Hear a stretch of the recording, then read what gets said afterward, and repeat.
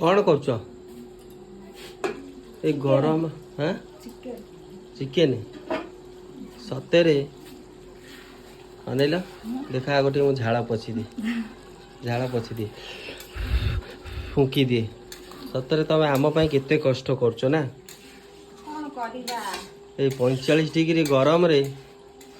दिन रे थरे चुली पाखरे राति रे थरे चुली पाखरे केते कष्ट करछ केवल आम पई ना आम बाप छुआ पई कष्ट करछ तमे ना हाँ तम पई निज पई कौन तम पई निज पई तम पई निज पई समस्त तम पई ए घर भितर रही होनी गोटे मुहूर्त रे भी सांग माने देखंतु मु पूरा गोटा झाल रे गाधेई पड़लिनी मानिया पड़िबो स्त्री लोक से नहीं कि